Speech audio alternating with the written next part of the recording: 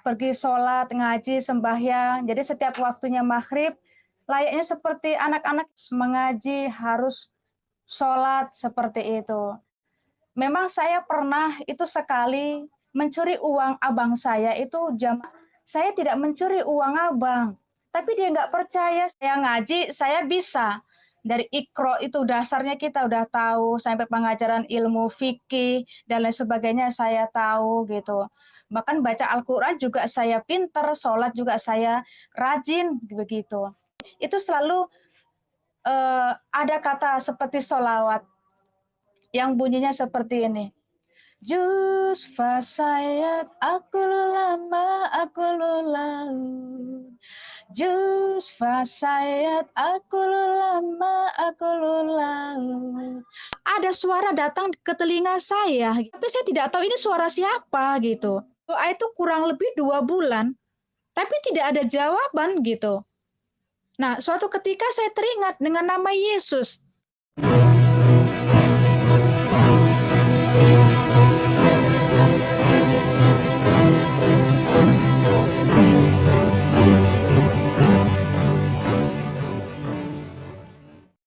Assalamualaikum warahmatullahi wabarakatuh. Innal hamda wa syukurillah nahmaduhu wa nasta'inuhu wa nastaghfiruhu wa na'udzu billahi min sururi anfusina wa min sayyiati a'malina. May yahdihillahu fala mudhillalah wa may yudlil fala hadiyalah. Allahumma sholli wa sallim ala sayyidina Muhammadin wa ala alihi wa sahbihi ajmain, amma ba'du. Puji syukur kehadirat Allah Subhanahu wa taala karena kita diberikan waktu dan kesempatan berjumpa kembali melalui channel Salam Satu Akidah. Semoga kita semua dirahmati Allah dan diberi kekuatan serta keteguhan hati di dalam iman Islam untuk terus meningkatkan iman serta ketakwaan kita terhadap Allah Subhanahu wa taala. Dan insya Allah kita akan terus menyuarakan kebenaran Islam serta membentengi umat dari upaya pemurtadan ya. Baik teman-teman dan saudaraku semuanya, pada kesempatan kali ini saya akan menampilkan sebuah video seorang perempuan yang memberikan kesaksian yang mengaku dia adalah seorang murtadin, dan video ini saya ambil dari channelnya Yusuf Manobulu ya.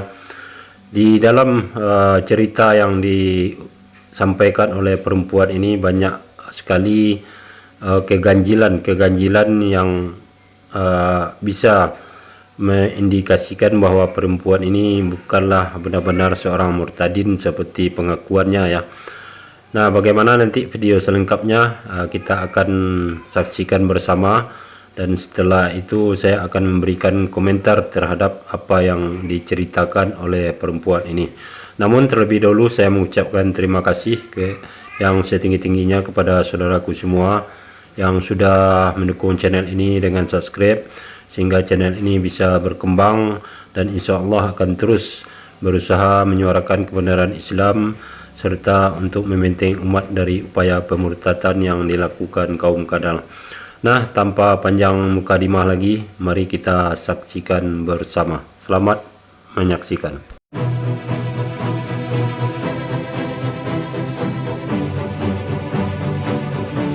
Nama saya Suci Marfuah. Jadi saya asli dari Jawa Timur. Jadi saya adalah 5 bersaudara. Jadi saya adalah anak yang paling kecil.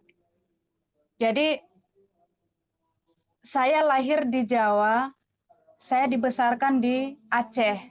Sewaktu saya kecil biasa kita dididik dengan iman kepercayaan kita yang dulu, yaitu Islam.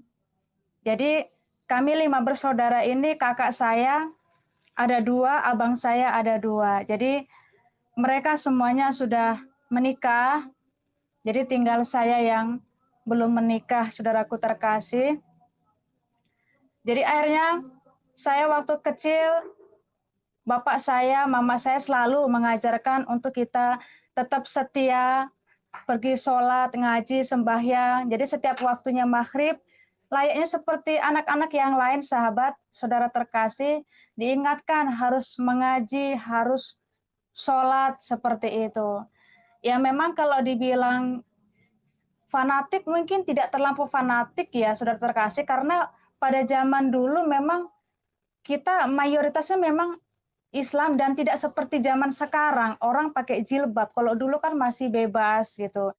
Nah, saudaraku semuanya, di penjelasan awal ini saja sudah mulai kelihatan ada kontradiksi ya antara pengakuannya ya, yang barusan kita dengar. Memang di awal dia mengaku sudah melaksanakan ibadah di dalam Islam ya, baik sholat, mengaji, dan lain sebagainya. Dan cuma yang merasa aneh dan ganjil bagi kita di sini adalah apalagi dia seorang perempuan ya, karena dikatakan dahulu orang bebas yang perempuan walaupun tidak memakai hijab ya, berbeda dengan waktu sekarang katanya. Nah ini kan jadi aneh karena sudah jelas di dalam Al-Quran perihal untuk menutup aurat ya, apalagi perempuan itu jelas tertulis di dalam surah An-Nur ayat ke-31 ya, yang berbunyi, dan katakanlah kepada para perempuan yang beriman agar mereka menjaga pandangannya dan memelihara kemaluannya, dan janganlah menampakkan perhiasannya atau auratnya kecuali yang bisa terlihat.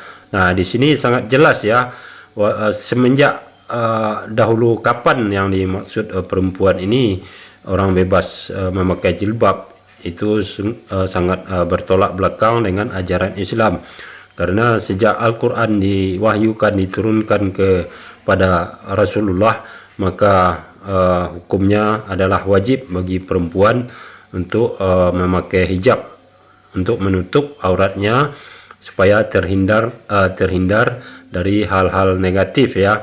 Jadi sebenarnya fungsi hijab itu adalah minimalisir kejahatan terhadap perempuan.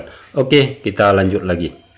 Jadi suatu ketika, saudaraku terkasih, saya pernah kebetulan kakak saya dua-duanya itu udah menikah, jadi mereka udah punya rumah masing-masing. Jadi tinggallah saya dengan abang saya yang 2 orang yang belum menikah yang tinggal di rumah itu. Memang saya pernah itu sekali mencuri uang abang saya, itu zaman dulu itu sekitar 200 perak saya jajankan gitu. Jadi di suatu kemudian abang saya ini kan suka menabung uang. Jadi suka menabung uang. Jadi suatu ketika uang tabungan ini hilang. Akhirnya mama tiri saya itu dia marah-marah sama saya, saudaraku terkasih. Dia bilang katanya saya pencuri, kamu pembohong dan lain sebagainya gitu. Saya pokoknya habis dimarah-marahin. Jujur kamu mencuri uang abangmu. Di mana kau simpan? Apa yang kau belikan? Seperti itu. Jadi saya menjawab sama ibu tiri saya, "Mak, saya tidak mencuri uang abang." Tapi dia nggak percaya, saudara terkasih. Ampun sama bapak sampai saya menangis. Kau anak kurang ajar, nggak bisa diatur, suka mencuri. Saya bilang sama bapak saya tidak mencuri, tapi bapak saya nggak peduli. Nah, saudaraku semuanya, di sini kelihatan semakin lucu pengakuan perempuan ini ya. Karena dia sendiri di awal mengaku mencuri uang abangnya ya sebesar 200 rupiah. Dan ternyata setelah itu diketahui oleh ibu tirinya dan ditanya, apakah kamu mencuri? Dia mengatakan tidak mencuri. Kemudian juga bapaknya sendiri bertanya, tetap saja dia mengatakan tidak mencuri. Nah, di sini kelihatan di saat Mbak ini bercerita terjadi kesalahan ya, apakah dia lupa akan membaca teks atau bagaimana. Saya kira saudara semua yang bisa menilai ya, apakah benar cerita tersebut atau tidak. Yang jelas yang kita dengar barusan pengakuan dia bertolak belakang dengan pertanyaan ibu dan bapaknya sendiri ya. Oke, kita lanjut. Akhirnya dari situ, saudara terkasih, mulai malam itu juga saya tidak lagi tinggal di rumah mama tiri saya gitu. Jadi saya tinggal di rumah kakak saya. Jadi saya sekolah juga di situ, saya dididik juga seperti itu, sholat, ngaji, tetap itu hukumnya wajib, saudaraku. Ya karena itu adalah didikan daripada orang tua kita. Jadi kalau saya ngaji, saya bisa. Dari Iqra itu dasarnya kita udah tahu, sampai pengajaran ilmu fikih dan lain sebagainya saya tahu gitu. Bahkan baca Al-Quran juga saya pinter, sholat juga saya rajin begitu. Nah, saudaraku, di bagian ini Mbak ini mengakui bahwa dia memang seorang yang rajin sholat, rajin mengaji, dan pintar dalam membaca Al-Quran ya, bahkan juga tahu tentang fikih. Nah, yang menjadi keheranan dan keanehan bagi kita di sini adalah kalau memang seperti yang diceritakannya, namun dari tadi tidak ada satu ayat pun yang dicontohkan bahwa untuk menunjukkan bahwa dia itu memang pintar dalam membaca ayat-ayat Al-Quran ya, juga tentang ilmu fikih. Nah, ilmu fikih ini biasanya adalah orang-orang yang sudah tinggi pembelajaran tentang hal agama ya, terutama penguasaan hadis.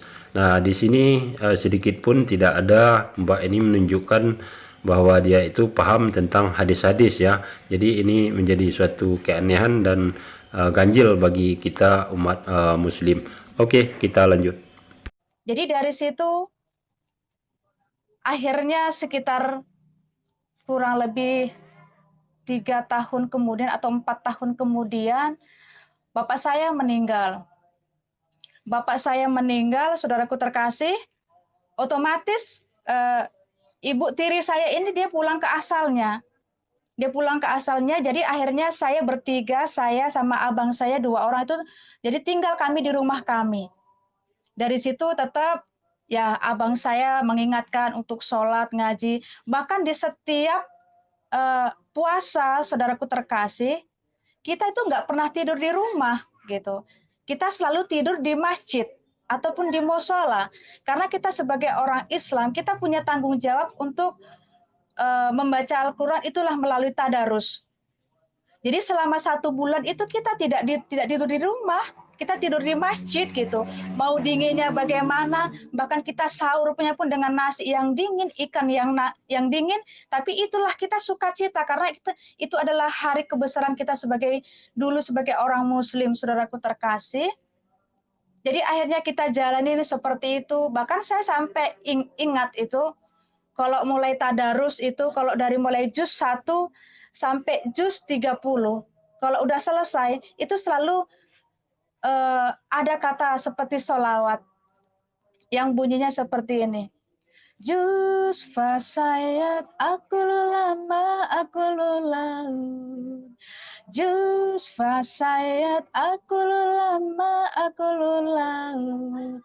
Fawaidul amri taqabbalahu minkum minal wa minkum taqabbal ya karim, dan lainnya, saudaraku terkasih. Tapi jujur, sekalipun saya pinter dengan hal seperti itu, kalau ditanya apa itu artinya, saya tidak tahu. Ya sama Mbak, saya pun sampai detik ini tidak pernah atau belum pernah mendengar selawat yang semacam barusan Mbak nyanyikan ya. Entah di daerah saya saja atau memang saya yang tidak mengetahuinya, tapi yang pasti saya tahu saya memang tidak ada selawat seperti yang barusan dibawakan ya. Nah, saudaraku, semakin bercerita Mbak ini semakin nampak ngibulnya ya, berbohongnya, karena tadi dia mengatakan setiap akan melakukan sholat atau ibadah itu selalu diingatkan.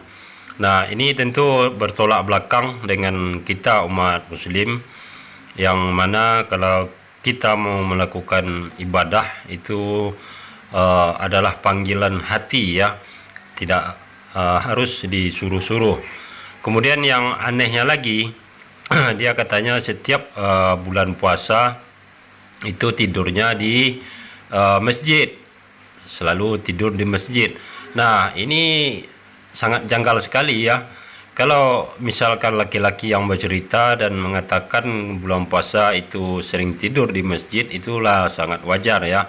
Tetapi ini perempuan, cewek yang sudah remaja, eh, tidak pernah dilakukan orang ya, yang namanya cewek atau anak gadis tidur di masjid. Jadi ini ketahuan lagi bohongnya.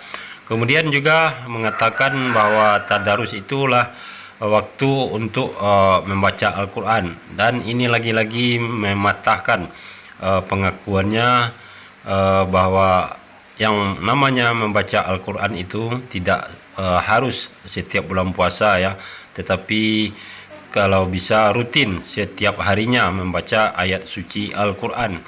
Jadi apa yang diceritakan Mbak ini semakin menunjukkan bahwa dia sedang berbohong ya. Apalagi dia sebelumnya juga katanya mempelajari fikih, tentu tentang hukum-hukum di ajaran Islam dia sudah paham, dan ternyata bertolak belakang dengan Di usia ceritanya. saya remaja sekitar umur 16 kurang lebih, saya adalah tipe orang yang tidak percaya diri, saudaraku terkasih. Saya adalah orang yang tidak pede. Kenapa? Saya merasa minder. Saya melihat orang itu kenapa kok bisa cantik-cantik gitu. Kenapa saya tidak cantik? Jadi akhirnya saudaraku terkasih, pada saat itu saya sudah mulai belajar saya untuk mencari uang, udah ada penghasilan dengan kerja apa yang bisa saya kerjakan. Saya ajak teman saya itu pergi ke dukun.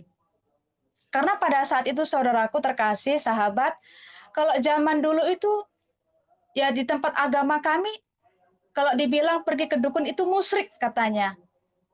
Tapi kalau boleh jujur, pada umumnya kalau kita di kampung ataupun dimanapun kalau kita punya masalah, itu pasti ujungnya larinya ke dukun. Mungkin kita sakit yang mungkin agak sedikit aneh, perginya ke dukun. Atau mungkin barang benda sesuatu kita yang hilang, larinya ke dukun. Bahkan kita sakit gigi pun larinya ke dukun. Jadi padahal kita udah rajin sholat, kita udah ngaji, kita udah zikir, kita panggil Allah, kita panggil Muhammad dan lain sebagainya, tapi yang namanya kedukun itu tetap kedukun gitu. Jadi tidak ada larangan khusus gitu. Jadi akhirnya suatu ketika saya ajak teman saya bilang sama teman saya, yuk antar saya yuk, kemana? Kemana Cik? Saya mau ke dukun. Ngapain? Saya mau minta ilmu lah, pengasih atau pelaris biar aku percaya diri gitu. Jadi akhirnya saudaraku terkasih sahabat, saya dengan teman saya itu pergi kami berdua ke dukun. Di situ memang terkenal dukunnya, saudaraku terkasih. Jadi saya udah mempersiapkan itu 1 kilo gula putih dan kopi, dan 1 bungkus itu rokok gudang garam merah. Karena biasanya kalau di kampung saya, saudaraku terkasih, kalau orang pergi ke dukun itu selalu tidak pernah lupa 1 bungkus rokok gudang garam merah. Itu yang selalu diminta dukun. Jadi karena saya tahu dari orang-orang sekelilingnya, akhirnya saya pun yang masih usia remaja, saya pergi ke dukun. Jadi sehabis maghrib itu saya bacalah mantra ini, saudaraku terkasih sahabat. Jadi mantra ini yang kita baca, dan iblis yang kita utus itu adalah salah satu seperti seekor ular. Ular ini adalah ular hitam, besar, panjang. Jadi sedikit saya kasih gambaran, saudaraku terkasih, mantranya itu, hai engkau ular, pergilah namanya kamu umpamanya namanya si Lamhot gitu ya, saudaraku terkasih. Pergilah kamu ke tempat si Lamhot, dimanapun saat dia berada. Kalau dia tidur, posisinya bangunkan. Kalau dia sudah bangun, suruh dia berdiri. Kalau dia sudah berdiri, suruh dia melangkah, tarik, bawa ke sini. Itulah inti daripada mantra itu, saudaraku terkasih sahabat. 2 hari kemudian, pada teman cowok ini, saya ini baru pulang. Tiba-tiba dia udah nongol di depan saya. Dia bilang sama saya, dia panggilan saya Mary. Mer, kenapa ya? Katanya gitu. saya berapa hari ini di depan saya itu yang ada cuma wajah kamu. Saya mau mandi, saya mau pergi jalan, saya ada acara pesta, yang ada di depan saya itu hanya wajah kamu. Dia bilang seperti itu. Cuman akhirnya saya berpikir, saudara terkasih, wah, berarti mempan dong mantra saya gitu.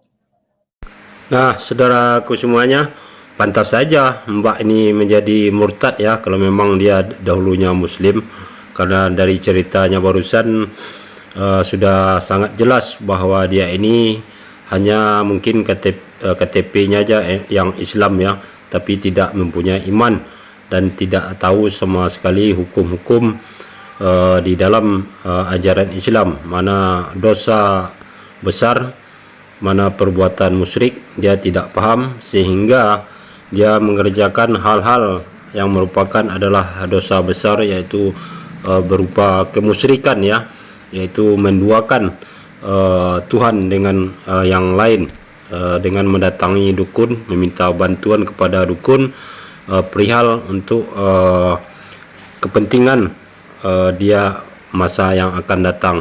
Nah, di dalam Al-Quran sudah sangat jelas sekali bahwa Allah berfirman di dalam surah Al-An'am ayat 59, sesungguhnya hanya Allah pemilik kunci-kunci alam gaib ya, tak ada satupun makhluknya yang mengetahui. Nah, Simba ini malahan mencari tahunya kepada dukun-dukun ya, berarti dia sudah melanggar larangan dari Allah ya. Kemudian ditambah lagi di surah Luqman ayat 24, Allah juga berfirman, sesungguhnya pengetahuan akan hari kiamat, turunnya hujan, pengetahuan janin yang ada dalam rahim, pengetahuan akan perbuatan manusia esok harinya atau masa yang akan datang, pengetahuan akan waktu berakhirnya bumi, semuanya hakikatnya hanya Allah Subhanahu wa taala yang tahu. Sesungguhnya Allah Maha mengetahui lagi Maha waspada. Nah, di dua surah ini sudah sangat jelas bahwa pernyataan Allah itu sangat melarang perbuatan musyrik ya, apalagi mendatangi dukun untuk meminta bantuan ya, karena sesungguhnya Allah itu maha cemburu ya, karena Allah tidak mau diduakan. Nah, kemudian Rasulullah pun bersabda ya, mengatakan bahwa semua itu sebetulnya berasal dari kabar berita jin yang sudah bercampur dengan ratusan kebohongan. Setelah itu ia membisiki para dukun peramal nasib ya. Ini diriwayatkan hadis Bukhari ya. Kemudian juga di dalam hadis Ahmad dari Abu Hurairah, Rasulullah juga bersabda, siapa yang mendatangi para dukun peramal nasib lalu ia membenarkan apa yang mereka katakan, maka ia telah kafir terhadap apa yang turun kepada Muhammad, Al-Quran. Nah, di sini sudah sangat jelas ya, baik di dalam Al-Quran maupun hadis, perbuatan musyrik atau mempercayai dukun adalah sesuatu dosa yang sangat besar dan sangat dilarang oleh Allah maupun Rasulullah ya. Jadi walaupun Simba ini katanya rajin beribadah dan segala macamnya, itu sudah tidak mempunyai arti apa-apa di hadapan Allah Subhanahu wa taala. Oke, kita lanjut. Kita kan sebenarnya ada hubungan spesial, artinya spesial itu karena kita sudah merencanakan pernikahan, saudaraku terkasih. Nengek sama dia, saya minta pulang. Saya tidak mau di sini gitu. Tapi mungkin karena si cowok ini bosan kali mendengar keluhan saya minta pulang terus gitu, bahasa Bataknya lalap, terusnya minta pulang gitu. Akhirnya saya diantarlah sampai ke Medan. Akhirnya saya pulanglah ke Aceh. Jadi setelah saya pulang ke Aceh, saudaraku terkasih, saya kembali lagi sembahyang, saya kembali lagi mengaji, dan lain sebagainya. Bagaimana rutinitas agama saya dulu itu saya jalankan kembali, saudaraku terkasih. Nah, kalau tidak salah itu pas hari puasa Idul Fitri. Saya pulang dari Pematang Siantar itu, Ya, saya seperti biasa tidur di langgar, saya tidur di masjid seperti sebelum-sebelumnya. Tapi dari situ saudaraku terkasih, saya tidak tahu kenapa ada suara datang ke telinga saya gitu. Ada suara tuh mengatakan bahwasanya kamu harus keluar dari Aceh. Secepatnya kamu keluar dari Aceh. Jadi suara itu sangat sangat dahsyat saudaraku, tapi saya tidak tahu ini suara siapa gitu. Jadi akhirnya karena suara itu sering datang sama saya, akhirnya saya berzikir, saya bersolawat, saya panggil Allah, saya panggil Muhammad dan sebagainya. Saya minta petunjuk sama Allah supaya saya tidak salah jalan gitu. Tapi karena suara ini terus datang sama kamu harus keluar dari Aceh. Itulah akhirnya dari situ akhirnya saya makin perbanyak zikir saya karena saya waktu pulang dari pesantren itu saudaraku terkasih, saya ada baju yang dari pesantren itu yang kayak jubah itu ada beberapa pasang. Bahkan tasbih ya itu ada. Jadi itu yang selalu saya pakai gitu. Jadi saya berzikir, saya panggil Allah, bukalah jalanmu ya Allah, supaya saya bisa keluar dari Aceh. Jadi saya berdoa itu kurang lebih 2 bulan, tapi tidak ada jawaban gitu. Nah, suatu ketika saya teringat dengan nama Yesus. Oh iya, saya ingat nama Yesus. Jadi situlah akhirnya saya berdoa, Yesus, kalau Engkau Tuhan, kasih saya tanda. Bukalah jalanmu supaya saya bisa keluar dari Aceh. Tapi dari situ, saudaraku terkasih, waktunya tidak lama.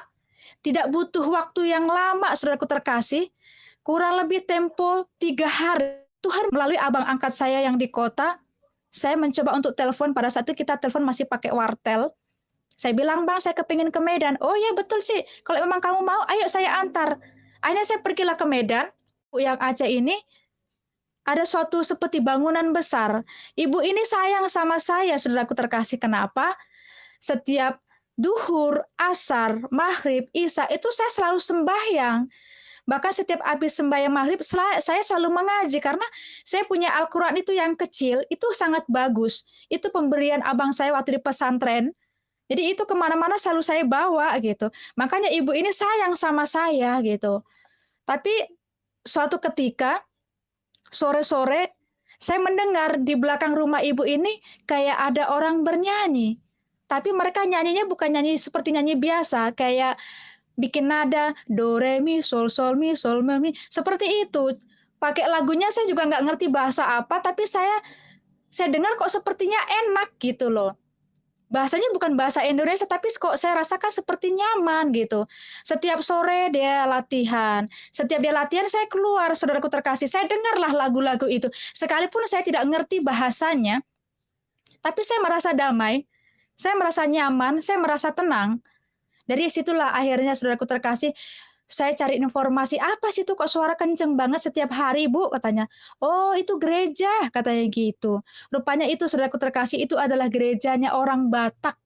Itu adalah gereja HKBP. Itu kita di Medan dulu di daerah Ayahanda. Kalau saya sholat itu jujur saya memang termasuk yang jarang bolong. Kenapa? Karena Al-Quran ataupun telekung itu kemanapun saya selalu bawa gitu. Jadi setiap jam 1.30 pagi, selalu saya sembahyang tahajud. Posisi saya di situ kan numpang. Saya di situ tapi saya tidak minta jodoh. Saya tidak minta pekerjaan. Saya cuma minta satu, jalan kebenaran. Saya berdoa, ya Allah, tunjukkanlah aku jalan yang benar, jalan yang lurus, jalan mana yang harus saya tempuh. Itulah doa saya, saudaraku. Jadi saya tidak berdoa pakai bahasa Arab. Saya tidak mengerti kalau untuk berdoa pakai bahasa Arab. Kenapa, saudaraku? Saya berdoa pakai bahasa Arab, tapi saya tidak tahu artinya. Jadi kan sepertinya sia-sia. Jadi saya lebih suka itu berdoa dengan berbahasa yang sederhana, bahasa yang dapat saya mengerti, itulah bahasa Indonesia. Jadi saya berdoa dengan bahasa Indonesia, saya bilang sama Allah, tunjukkanlah aku jalan yang lurus, jalan yang benar, jalan mana yang harus saya tempuh. Jadi dari situlah akhirnya saudaraku terkasih, suara itu selalu datang sama saya gitu. Jadi setiap Bapak pergi kerja, mama saya juga pergi kerja. Suara tadi mengajari saya gitu. Disuruhnya saya buka Alkitab. Buka itu Alkitab. Katanya gitu. Saya buka Alkitab itu, saudaraku terkasih. Jadi setiap hari, setiap nggak ada bapak, nggak ada mama, nggak ada yang lain, suara itu datang sama saya mengatakan, buka Alkitab. Jadi akhirnya lah makin hari saya bacalah Alkitab ini, dari mulai Kejadian, 1 pasal, nanti saya pindah lagi ke Matius, 1 pasal. Jadi seperti itu, saudaraku terkasih, tidak berurut saya, cuman dari Kejadian 1 pasal, dari Matius saya baca 1 pasal seperti itu. Tapi di situ saya mulai tertarik. Nah, saudaraku semuanya, sampai ke ujung sini Mbak ini bercerita semakin nampak bahwa dia lagi linglung ya, lagi belum sadarkan diri, belum tahu siapa dirinya sendiri ya. Karena cerita yang disampaikan kalau kita simak terdapat banyak kontradiksi ya, dan kembali dia mengulangi kesalahan atau menyatakan bahwa dia lagi berbohong, yaitu ketika mengatakan dia masih berlanjut tidur di masjid. Dan lagi ini adalah seorang perempuan remaja atau seorang gadis ya, tidak pernah ada itu yang tidur di dalam masjid ya. Kemudian juga dia bercerita melakukan ibadah dan berdoa, memanggil Tuhan, memanggil Nabi Muhammad, meminta apa yang dia mau, tapi tidak ada jawaban katanya. Dan ini lagi-lagi membuktikan bahwa dia bukanlah seorang muslim, tetapi orang yang mengaku-ngaku muslim ya. Karena tentunya umat muslim yang beriman sudah paham dan tahu bagaimana cara Allah untuk membalas kebaikan atau memberikan kebaikan terhadap manusia tersebut, tanpa harus kita paksakan atau harus langsung terjadi ya.